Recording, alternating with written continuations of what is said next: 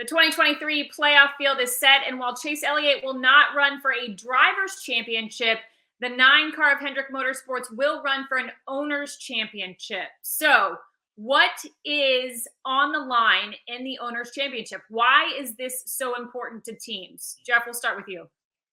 Well, it's really important. There's a lot of money gets paid by team ownership, and honestly, there's a lot of pride that you're Hendrick Motorsports. Like you want to be a champion. You expect to be contended for championships. And I also think outside of all that, it's just that team needs something to rally around, right? It needs some motivation so that you don't just go through this year just saying, man, I just can't wait for this year to be over.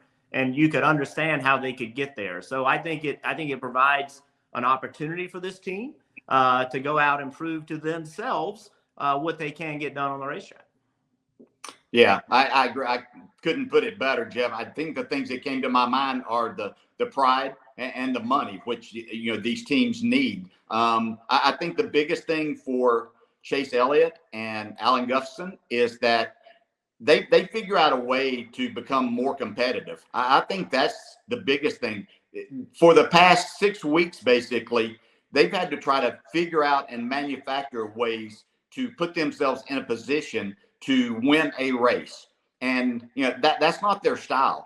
They need to figure out how to make their cars better and faster for Chase to challenge for wins by running well, not trying to manufacture something. If they can't do that somewhere in these next 10 races, how do you look at 2024 and start thinking about making a championship run? That doesn't just happen. So I think this is a really good time for them to take away that, hey, we can make a difference in this, and let's see what we can do. I will honestly say there's nothing telling me that they've been holding something back and they're all of a sudden going to find it. You're talking about the playoffs that started, everybody stepping their game up, and you think that you're going to go, work your way magically through all of this. I think it's going to be a tough task, but you have that to do. You have it for yourself, for your team, and for your sponsor. So what can they do? Last year, we saw Chase get to victory lane 5 times. As we're looking at it now, he has not seen the checkered flag once this season. So can they win over the course of the next 10 races? And if so, what track is best suited for them to finally get to victory lane this year? Neither one of us want to answer that question because I'm not sure that this can line up. You always say that Chase Elliott is the driver that is best situated for something like this because he is capable of winning anywhere, but we just have not seen that. And I think this is a time for Chase to become even more engaged with his race team at this point in time. Show that, hey, we didn't do this. We had things, I had 6 weeks from an injury that I didn't make it there. Was suspended one race. So, I have some things to make up for here. I think that if I were to look at it, I would say that, Bristol's a really good place. I think that, this is a place that we've seen him in the mix. And, that might come to mind first and foremost that, he could affect that race with someone trying to win to move themselves through the playoffs and into the next round. So, for the immediate success, I think that's probably their first and foremost. It seems that the places that you really have to have speed and handling combined, and we're talking about Darlington and Kansas being that's places that they have struggled.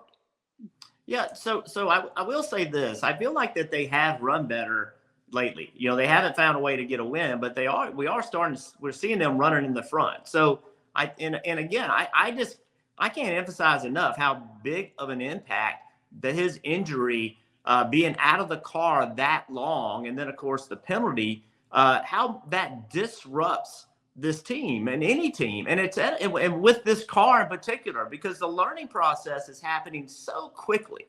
It is. We talk a lot about sim, we talk a lot about all these things, but at the end of the day, what happens is, what goes on the racetrack. And the only way you can learn those things is by being in competition. And so they're playing catch up, but as they're playing catch up, the opportunity to gain is still there. And 10 races is a lot to be able to keep putting the building blocks together to ultimately have the speed that you want. So I think that they can. I think that we're starting to see it. But they will have to step up, as every team in the playoffs will. But I do see them being able to win at a lot of different racetracks just because of what they are catching up on and the ability to make big gains. Thanks for joining us for Motormouths, presented by Toyota. Hi, I'm Parker Kligerman. For more access like this from Pit Road, be sure to click and subscribe to the Motorsports on NBC YouTube channel.